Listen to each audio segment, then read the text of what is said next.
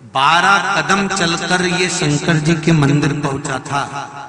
मेरी जीजियों, मेरे भाई, ध्यान लगा लेना कि कितने कदम चलकर तुम शंकर जी के दरवाजे तक जा रहे हो। तुम्हारे वो कदम की गिनती मेरे भोलेनाथ के पास मिलेगी। कितने कदम चलकर तुम कथा में आ रहे हो, कितने कदम चलकर तुम कथा के पंडाल में पहुंच रहे हो, कितने कदम चलकर तुम परमात्मा का स्मरण कर रहे हो, कितने कदम चलकर तुम भगवान की भक्ति कर रहे हो, कितनी देर बैठकर तुम भगवान का स्मरण कर रहे हो, कितनी देर बैठकर तुम आस्था चैनल पर कथा सुन रहे हो, कितनी देर बैठकर मोबाइल को पकड़कर तुम शंकर का गुणगान कर रहे हो फेसबुक और यूट्यूब पर। इसका अंदाजा लगाकर रखना कि मैंने इतने घंटे, इतनी घड़ी, इतना पल, इतना क्षण मैंने भगवान का भजन करा। वो हिसाब तुमको ऊपर मिलेगा।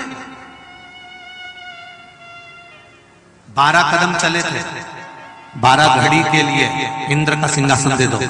12 घड़ी के लिए इंद्र को उठा दिया, सिंहासन पर इस जुआरी को बिठा दिया।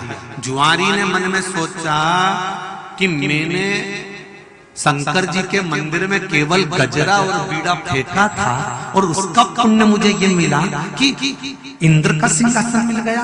12 घड़ी मिली है ना, इस 12 घड़ी में तो मैं इतना दान कर दूंगा कि छोड़ूंगा ही नहीं। और इंद्र के सिंहासन पर बैठते से ताली बजाई, अप्सरा आई, दान कर दी, ऐरावत आया, दान कर दिया, सोना चांदी हीरा पन्ना जिस सिंहासन पर बैठे थे इंद्र का वो भी दान कर दिया, जिस कपड़े को पहने थे वो भी दान कर दिया, सारी दुनिया का सामान पूरे इंद्र के पास में जितना राजसी ठाठ था सब दान कर दिया। और दान करने के बाद 12 घड़ी पूरी हुई, इंद्र आकर अपनी कुर्सी पर बैठने लगा।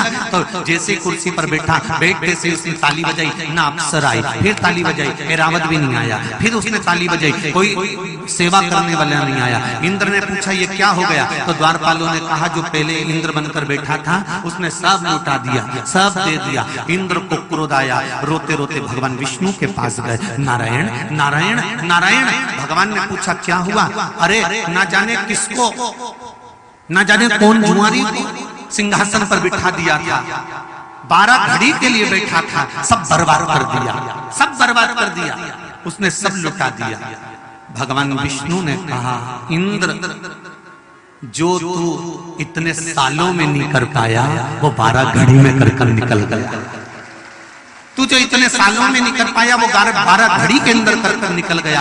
भगवान विष्णु दौड़ कर आए और उस जुआरी के सामने जाकर खड़े हो गए। भगवान विष्णु ने कहा जुआरी तूने इतना दान करा, इतना दान करा, मेरा मन करता है एक बार तेरे दरवाजे पर मैं भी भिक्षा मांगने के लिए आऊं। मेरा मन करता है तेरे दरवाजे पर भिक्षा मांगने आऊं। जा, अगला जन्म तू मृत्यु लोक में तूने दान बहुत करा है, इसलिए तू राजा बलि होगा और मेरे राजभवन के पास आकर इंद्र के सिंहासन पर बैठकर दान करा है। तो ये नारायण तेरे दरवाजे पर भिक्षा मांगने के लिए खड़ा होगा, मैं खुद आऊंगा। अगर तुम्हारे दरवाजे पर कोई भिक्षा मांगने आ रहा है, कोई पानी मांग रहा है पीने के लिए, कोई अन्न मांग रहा है खाने के लिए, कोई कुछ प्राप्त करना चाहता है, तो आप किस्मत वाले हो, भाग्यशाली हो कि भगवान ने आपको चुना और किसी कारण से चुना। जब राजा बलि के दरवाजे पर वामन भगवान भिक्षा मांगने के लिए गए, आवाज लगाई, अलख जगाया, अलख जगाया, तब राजा बलि तुरंत उसी समय पर आया। कहा बोलिए महाराज जी क्या चाहिए? 3 पग भूमि।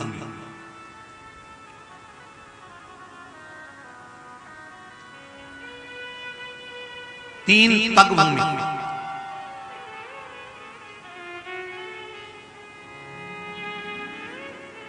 3 पग ही क्यों? वामन पुराण कहती है ये 3 पग भूमि नहीं है, राष्ट्र की इस भूमि पृथ्वी माता पर 3 पग भूमि नहीं, 3 पवित्र नदियों का प्रागट्य करना था मेरे वामन भगवान को, इसलिए 3 पग भूमि मांगी। 3 पवित्र नदियां वामन अवतार के समय पर प्रकट हुई थी।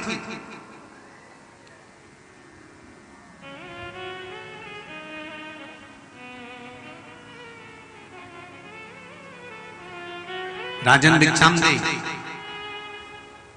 क्या चाहिए महाराज जी? 3 पग भूमि।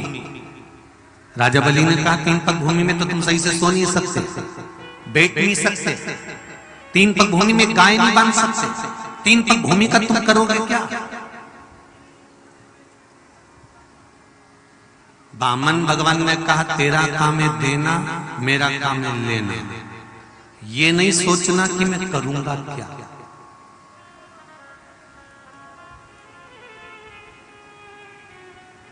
बहुत लोगों को टेंशन होता है, इतने सारे महाराज जी पे पोथी पे साड़ी चढ़ती होगी तो महाराज क्या कहता होगा।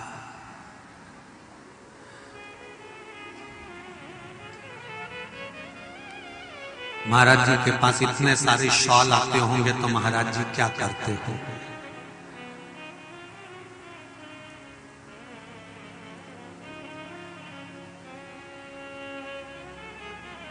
कन्यादान में इतने सारे बर्तन आते होंगे तो क्या करते होंगे। सत्यनारायण भगवान की कथा पंडित जी करते हैं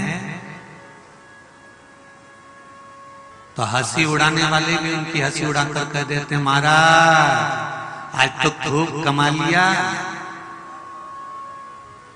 मेरा निवेदन है महाराज जी को जेब में से निकाल कर बता देना चाहिए ये 10 रुपए गणेश जी को चढ़ाए थे, 5 रुपए तूने 16 मातृका पे चढ़ाए थे, ये 10 रुपए तूने सप्तशती पे चढ़ाए थे, और ये रहे 200 रुपए 500 रुपए जो तूने सुबह 9 बजे से पूजन कराई और दोपहर की 2 बजा दी, ये 200 और 500 रुपए लेके जा रहा हूँ, इससे ज्यादा अब क्या बताऊं तुझे कि तूने क्या लिया।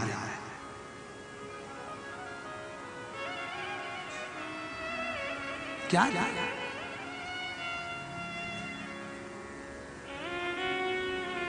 क्या करोगे 3 पग भूमि का। गाय उसमें बंध नहीं सकती, तुम सो नहीं सकते, बैठ नहीं सकते, 3 पग भूमि का तुम करोगे क्या। तुमने दे दिया और देने के बाद विचार मत करना कि वहां क्या होगा।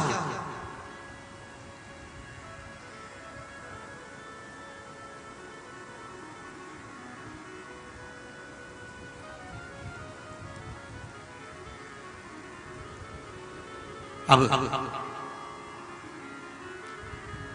राजा बलि ने कहा कि आप मांग लो 3 पग हम देने को तैयार। तो इतने में राजा बलि बोला एक काम करो महाराज मैं अपने पांव से नाप दूं क्या, क्योंकि तुम तो इतने से हो छोटे से, छत्र भी छोटा तुम भी छोटे। 84 ये अंगूठे को 84 अंगुष्ठ के बराबर वामन भगवान का स्वरूप था, मात्र 84 अंगूठे के बराबर।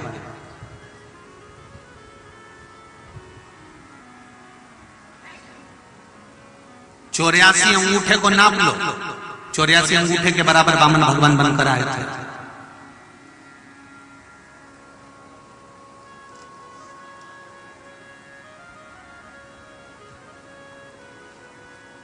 आप इतने छोटे हैं, आपके पांव भी छोटे हैं, मैं अपने पांव से नाप के दे दूं तो वामन भगवान मुस्कुरा के बोले तेरे पांव से नपाना होता तो यहाँ आया था, मुझे तो अपने पांव से नापना है। तो फिर वामन भगवान से कहा कि एक काम करो तुम और भी कुछ मांग लो। इतने में वामन भगवान ने मन में सोचा कि जो मांग रहा हूं वो ही निकल जाए उतना ही तो ही बहुत है। कहने वाले तो कह देते हैं बहुत दिल से, एक बार तुम बारात लेके तो आओ साहब, हम तो पूरी बारात संभाल लेंगे, पूरी बारात संभाल लेंगे, तुम आओ तो।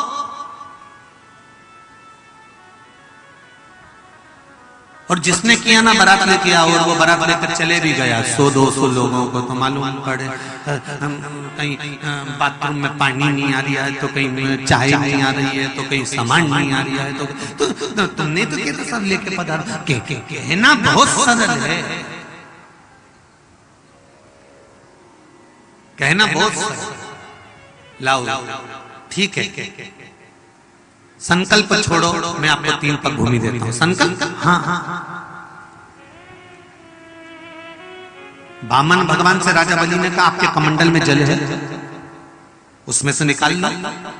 वामन भगवान कहते हैं अगर मेरे कमंडल का जल लेकर संकल्प छोड़ेगा तो वो संकल्प किस काम का, जल तो मेरा और संकल्प तेरा, तो ये संकल्प किसी काम का नहीं। अंदर से लाल। शुक्राचार्य जी का कमंडल लेकर आए, उस कमंडल में शुक्राचार्य जी बैठ गए, एक आंख लगाकर देखने लगे, उसमें कुत्सा की एक तीली डाली, शुक्राचार्य जी की एक आंख चली गई और एक आंख से शुक्राचार्य जी देखे, राजा बलि को श्राप दिया, वहां से गए। ये सब आपने श्रीमद् भागवत में सुन रखा। जिस शिव महापुराण की कथा चल रही है हमें वहां पहुंचना इस कथा के माध्यम से।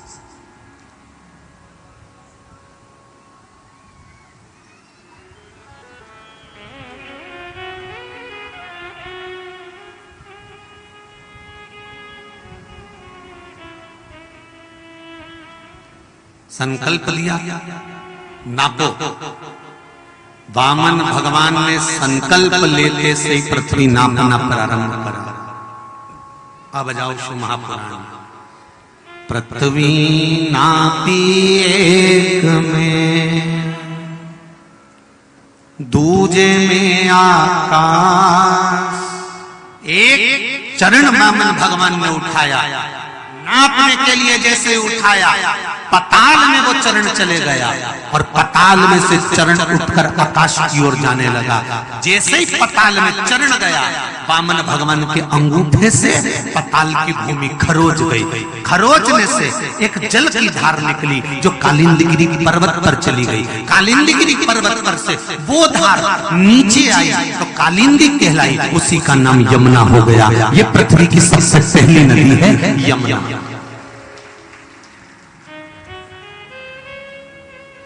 पहली नदी कौन सी है? जम के बोलो जरा। यम। प्रथमता में यमुना प्रकट हो गई।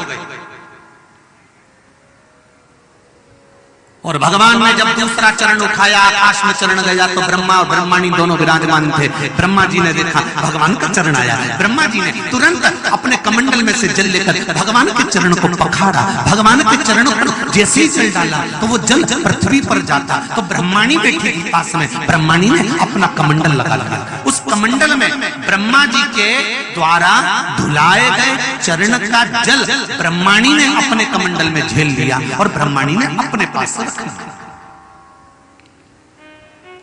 ब्रह्माणी के कमंडल का नाम ब्रह्म वैवर्त पुराण के अंतर्गत गंगाल है। क्या नाम है ब्रह्माणी के कमंडल का नाम? जम के बोलो जरा। गंगा। उस गंगाल में जल भरा गया। जब भागीरथ बाबा ने तप करा और गंगा जी को 60,000 राख के ढेर बने अपने काकाओं के उद्धार के लिए तप किया, तब भगवान विष्णु की आज्ञा हुई ब्रह्मा जी को। ब्रह्मा जी ने कहा आपकी धर्म पत्नी के कमंडल में मेरे चरण का जल रखा है, उस जल को नीचे भेजो। तब ब्रह्माणी ने गंगाल में से उसको छोड़ा जो ऊपर वेग से आ रहा था। शंकर जी ने जटा में झेला, झेलते ही वो गंगाल में से निकली, इसलिए दूसरी नदी प्रकट हो गई। जम के बोलो गंगा। कौन सी नदी है? अब आ जाओ तीसरी।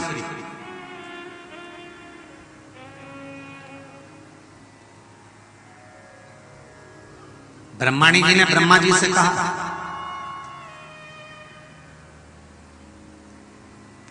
वायु पुराण,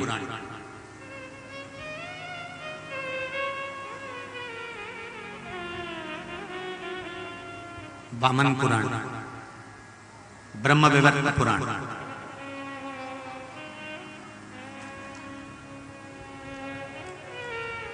ब्रह्माणी ब्रह्मा जी से कह रही है स्वामी आपका कमंडल खाली है, मैं कहीं से जल लाकर इसमें रख दूं? ब्रह्मा जी कहते हैं नहीं।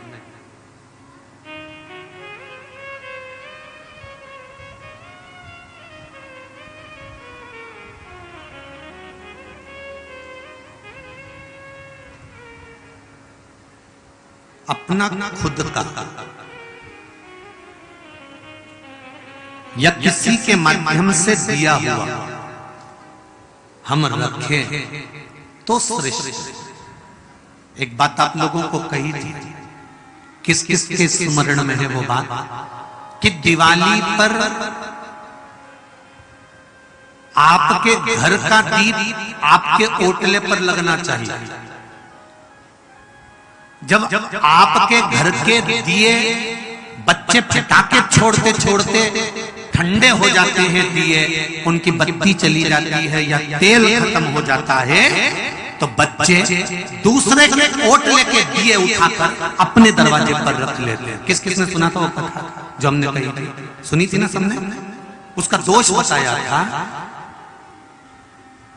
अगर 1 रुपया कमा रहे हो, 100 रुपए खर्च हो रहा है, घर में पैसा नहीं दिख रहा है, घर में क्लेश बढ़ रहा है और घर में कर्जा बढ़ रहा है, तो उसका एक कारण हो सकता है ये लक्ष्मी शिव महापुराण की कथा में सीहोर कुबेरेश्वर धाम से जब बातचीत थी, यूट्यूब पे डली होगी, सुनना उसको। उसमें वर्णन किया था कि आपके घर के दिए दिवाली पर आपने लगाए, धनतेरस पर आप लगाए, रूप चौदस पे लगाए, भाई दूज पे लगाए, आपने दिए लगाए, घर के ओटले पर बच्चों ने फटाका फोड़ा, आतिशबाजी करी, दिया ठंडा हो गया, दिया की बत्ती खत्म हो गई, तेल खत्म हो गया। बच्चे क्या करते हैं, दूसरे के ओटले पर से, छोटे छोटे तो हैं, उनको मालूम तो है नहीं, छोटे छोटे बच्चे दूसरे के ओटले पर जाते हैं, मित्र के साथ फटाका फोड़ने जाते हैं और उसके ओटले का दिया उठाकर अपने ओटले पर रख लेते हैं, जिससे साल लक्ष्मी टिकती नहीं है और कर्जा बढ़ते चले जाता है, धन दिखता नहीं है और अव्यवस्था होने लगती है। उसका कारण हमें पकड़ना है।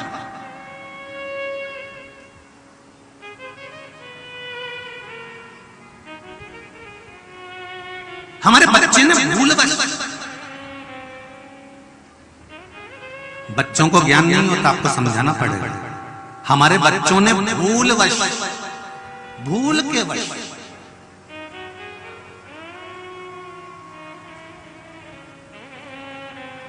किसी दूसरे के दरवाजे से दिया उठा लिया बिना पूछे, तो वो चोरी कहलाएगी कि नहीं कहलाएगी? जम के बोले जरा, बिना पूछे तुम्हारा कोई मोबाइल उठा ले तो चोरी कहलाएगी कि नहीं कहलाएगी? बिना पूछे तुम्हारा कोई बैग उठा ले, चोरी कहलाएगी कि नहीं कहलाएगी? बिना पूछे। शिव महापुराण की कथा तो यहां तक कहती है, शंकर भगवान पर जब आप बेलपत्र समर्पित करते हो और आपके पास में बेलपत्र नहीं है और बेलपत्र आप शिवजी से लेते हो, तो पहले शंकर जी के सामने ऐसा हाथ फैलाकर कहा करो, बाबा बेलपत्र ले रही हूं मैं आपसे, बेलपत्र दे दीजिए, बेलपत्र लो, धो, वापिस शिव जी को चढ़ा दो। अगर औषधि के लिए, अपने ब्लड प्रेशर के लिए, शुगर के लिए, बीपी के लिए अगर आप भगवान से बेलपत्र ले रहे हो, तो आपको कहकर लेना पड़ेगा, बाबा मुझे शुगर हो रही है, मेरी बीपी ज्यादा हो रहा है, मेरा ब्लड प्रेशर गड़बड़ हो रहा है, हाथ में कंपन आ रहा है, पाँव चलते नहीं बन रहा, बाबा आप औषधि दे दीजिए। बाबा से कहकर शंकर